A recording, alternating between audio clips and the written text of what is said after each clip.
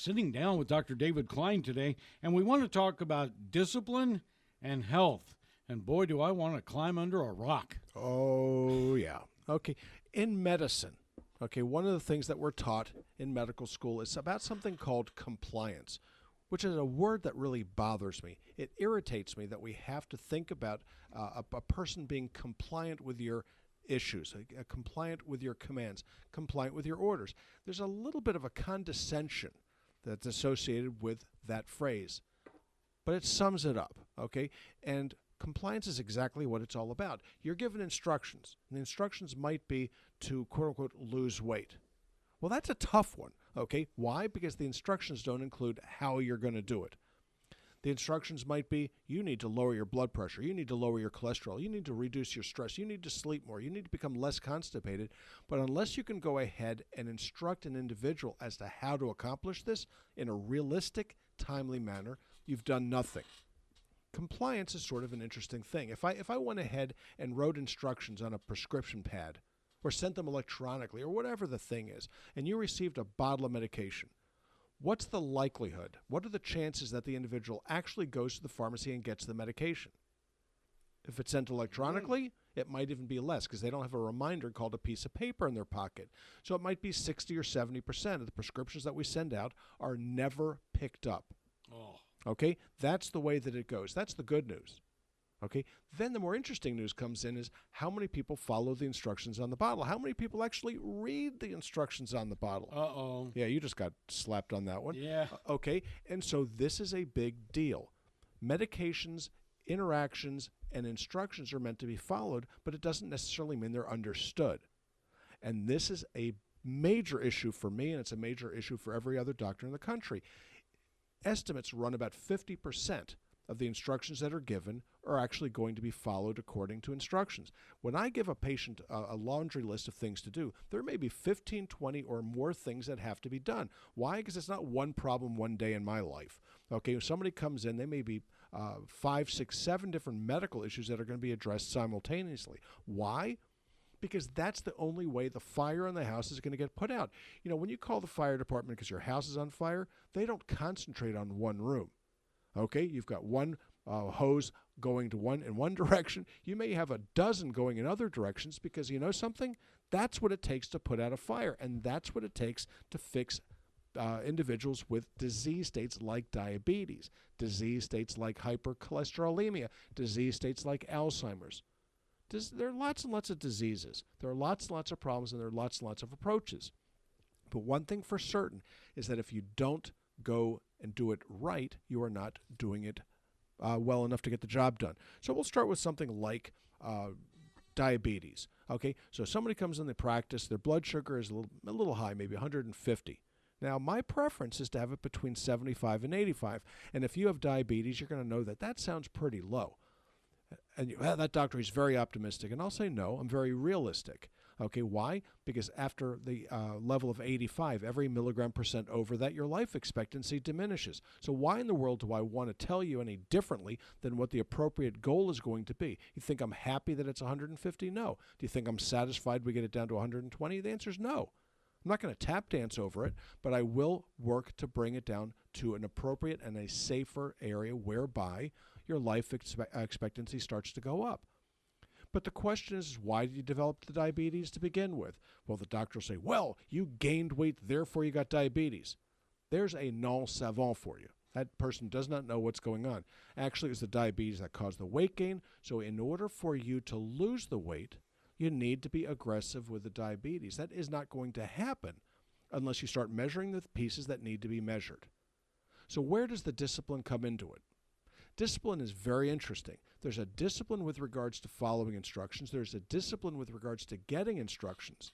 There's also a discipline with regards to looking around your environment to find out what else is happening that may be making you sick that you did not divulge to your doc.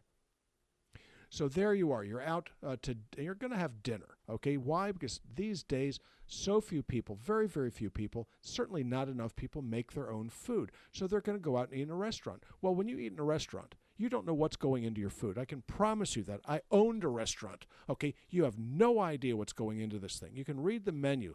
You can take a guess as to what the caloric content's going to be, but you really don't know what it is, okay? It's the food that made you sick, and it's the food that's going to make you better. And you have to attend to this fact. So if I tell my patients, you have diabetes, largely because of fructose content, you're going to go, well, what's that? And I'm going to say, well, it's present in corn syrup. Well, I don't eat corn syrup. Well, you know something? Neither do I. But they use corn syrup to make lots and lots of things. So there you are. You're going to have yourself a very healthy salad. It's got lettuce, tomato, cucumbers. It's got onions. It's got red peppers. It may have cherry tomatoes in it. But then the salad dressing goes on top. Okay? Look at the salad dressing for the poisons. Look at the salad dressings for the things that are going to make you fat. It's going to be the sweeteners. It's going to be those things that process the food to something that it really isn't, that are going to make you ill. It's going to be the soy meal present in your hamburger meat. It's going to be the soy in the boxes of pasta that you get that are killing you. Soybean oil, soy meal, soy lecithin is killing us. So what about the discipline? There's a discipline when you want to eat. There's a discipline about what you do. You know, if you have a dog or cat, you will find the appropriate thing to feed that dog and cat, and they eat the same thing day in and day out, and they don't complain very much. All right? Guess what? You change that food on them and see what happens. Whoa. You're going to come home from work, you're going to come home from wherever you are, and your house is going to be full of poop, okay? Because minor changes in their diet cause major changes in your need to clean up. We do this to ourselves on a daily basis. Instead of finding those regimens that agree with what our gastrointestinal tract, that agree with our biochemical needs, we're constantly banking all over the place looking for the newer and better treat. Every year we look for holidays. Guess what? We find excuses to break our diet. Now, diet comes from the Greek root for discipline, not for denial. So it's all about discipline. Eating the right rate, that's breakfast being your biggest meal, lunch being the second biggest, and dinner being the smallest. How many people do that? Relatively few. If you flip it around, so breakfast is your smallest meal, you will gain weight with the same caloric load. The greatest load should be in the morning when you first awaken, the lightest in the evening. The later you eat, the fatter you're going to get. What else are you looking for? Okay, you're looking for open or empty calories. So people that are drinking too much will gain weight. It's the way it goes. If you want to learn easily what to eat and what not to eat, go on Weight Watchers. Okay, it's the easiest thing in the world to do. It will teach you volumes with regards to discipline and weight. It's an interesting sort of thing. I decided to experiment with that myself, and guess what? I lost a bunch of weight in very, very short order, and I eat like a pig. I eat lots and lots of food. It is not a matter of denial. It's a matter of discipline. So stopping smoking, very important if you plan to keep your lungs. Okay? Going to bed early at night. Okay? Why? Because when you get to bed early, you will lose weight. Sleep, oddly enough, is related to weight and weight gain. So many of these things are discipline related. It's what you do, it's how you do it, it's when you do it, and it's the consistency with which you do it. Exercise on a daily basis or every other day basis is very, very important. What type of exercise are we talking about? With most adults, walking is just fine. You don't need to go out there and play basketball, volleyball, or pickleball. Those things are marvelous. Indoor sports are just fine, okay? You know, if you have a spouse or somebody else's spouse you need to take care of, indoor sports are just fine. But walking is really what it's all about. If it means walking the mall, if it means walking the town centers, this is what you do. It will keep you healthy, wealthy, and you're going to feel well. Well, living in Florida, we've got the best opportunity to walk every day. Nice out there. And so, you know, people need to pay attention to that. But they need to pay attention to sunscreen as well. There are so many ways to get off the path. Enjoy the people around you, but be very, very careful. Be very, very disciplined. Have your goals set and stick with them. All right, very good. SufferNoMore.com.